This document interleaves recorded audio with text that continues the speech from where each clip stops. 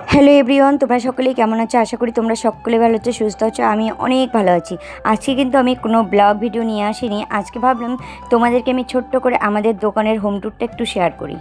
কাস্টমারের যদি কোনো জিনিসের চাহিদা থাকে, তোমরা কিন্তু সেই জিনিসটা একটু বেশি বেশি করে নিয়ে আসবে, তাহলে কিন্তু দেখবে দোকানে একটু জিনিসটা বেশি সেল হবে।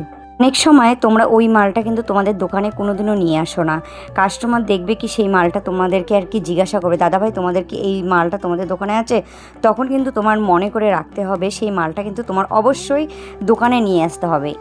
এমনও কিছু কিছু মাল আছে আমরা কিন্তু সেই মালগুলো নিয়ে আসি না, ওরা অন্য জায়গায় অন্য মার্কেট থেকে নিয়ে আসে, তখন এসে কিন্তু আমাদের কাছে চায়, তখনও ওই টেকনিকটা কাজে লাগিয়ে ওই মালটা কিন্তু আমাদের দোকানে নিয়ে আসতে হবে। যখন যেই জিনিসের চাহিদা বেড়ে যায় তখন কিন্তু সেই জিনিসটাও আমাদের বেশি বেশি করে মাল স্টক করে রাখতে হয়। এটাও কিন্তু একটা ব্যবসার টেকনিক। কোনো কোনো কাস্টমার আছে ওরা কিন্তু খুব বাকি নিতে আসে, সেই কাস্টমারগুলোকে কিন্তু তোমাদের ইগনোর করতে হবে।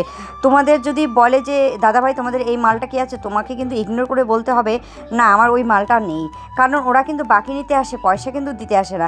কোনো কোনো কাস্টমার দেখবে মাল নিয়ে যাবে, বাকিতেই নিয়ে যাবে, তারা কিন্তু 2 দিন 3 দিন পর পর এসে কিন্তু পয়সা দিতে যায়। সেই রকম কাস্টমারকে কিন্তু হাতে রাখতে হবে।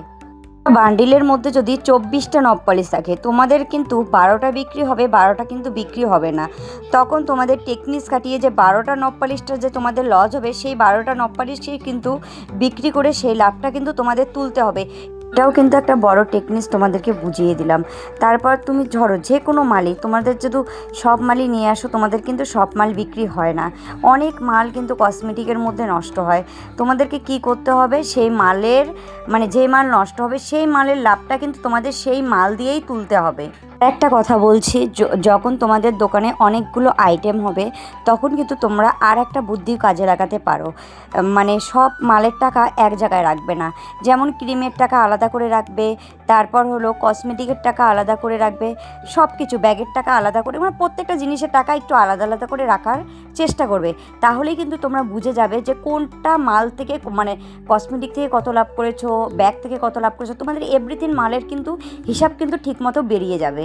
একটা কথা তোমাদেরকে বুঝিয়ে বলি, কারণ তোমরা যখন একটা মাল বিক্রি করবে তখন কিন্তু তোমাদের আন্দাজে থাকবে তোমরা লাভ লস মানে কতটা তোমরা লাভ করেছো। সেই টাকাটা যদি তুমি কোনো জিনিস 100 টাকায় বিক্রি করো, সেই জিনিসটা তোমার যদি 80 টাকা কেনা হয় আর কি, তোমার কি করতে হবে, সেই 80 টাকা বাদ দিয়ে যে মানে 20 টাকা তোমার লাভের টাকাটা তোমরা কিন্তু লিখে রাখবে। তারপর তোমরা যখন দিন এভাবে লিখতে থাকবে, দিনের শেষে কিন্তু তোমাদের কিন্তু বুঝতে বাকি থাকবে না যে তোমরা কত টাকা ইনকাম করেছো। সেই টাকাগুলো কিন্তু তোমাদের যে লাভটা এসেছে তো সেটা কিন্তু তোমাদের বেরিয়ে যাবে। আর একটা কথা বলি, যে মালগুলো কিন্তু বেশি বেশি লাভ আর কি আসে, সেই মালগুলো কিন্তু তোমাদের একটু বেশি বেশি করে তুলতে হবে দোকানে।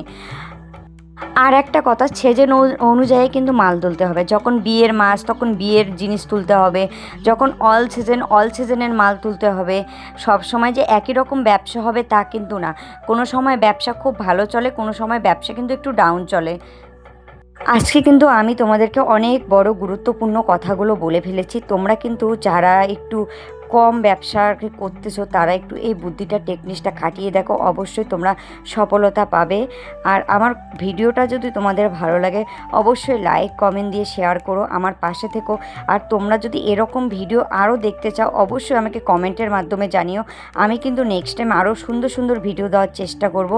তাহলে চলো বন্ধুরা, আজ আর ভিডিওটা বড় করব না, ভিডিওটা এ পর্যন্তই থাকুক। তোমাদের যদি খুবই ভালো লাগে অবশ্যই কিন্তু একটা কমেন্টের মাধ্যমে আমাকে জানিও যে দিদিভাই তোমার ভিডিওটা খুব ভালো হয়েছে। আর এই টেকনিকটা কিন্তু আমার বরই করে, আমি কিন্তু শুধু আমি আমার বরের থেকে শিখে তোমাদেরকে টেকনিকটা বুঝিয়ে